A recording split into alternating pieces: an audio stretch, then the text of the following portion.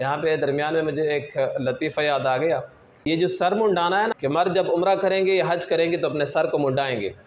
اور ایک مرتبہ اگر عمرہ کر لیا، کوئی بندہ اگر حج کے لیے گیا ہوا ہے، ایک مرتبہ عمرہ کر لیا تو اس نے تو سر کو منڈا دیا.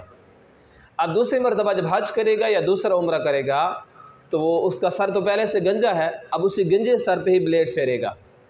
اسی گنجے سر کو ہی دوبارہ گنجا کرے گا، کیونکہ اب تو اس کے بال نہیں ہیں. لیکن اگر کسی بندے کے بال بڑے ہیں تو اس کے لیے اختیار ہے، دو آپشن ہیں، یا تو اپنے سر کو گنجا کر لے یا پھر اپنے بالوں کو تھوڑا تھوڑا چھوٹا کر دے، کم از کم اتنا اتنا چھوٹا کر دے چاروں طرف سے. عورتوں کے لیے یہی حکم ہے کہ عورتیں اپنے بالوں کے سروں کو چاروں طرف سے ہو کر کے انگلی کے پورے کے برابر کاٹیں گے. کوٹے کے 2 بھائی اور ان کی ایک والدہ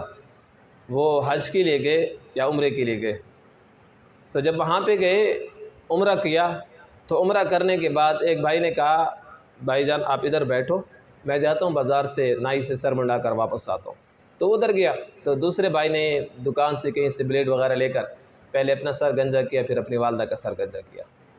اب عورتوں کے لیے تو سر کو گنجا کرنا نہیں ہوتا، ان کے تو سر کے صرف اتنے بال کاٹے جاتے ہیں. تو دوسرا بھائی جب بازار سے نائی کی دکان سے واپس آیا تو اس نے دیکھا کہ ایک تو میرا بھائی بیٹھا ہوا ہے، دوسری کی طرف دیکھتا دیکھتا دیکھتا آخر میں بھائی سے کہنے لگا رو رہا وہ دو بڑوا تگورا خاص رکھ مجھ والا دے،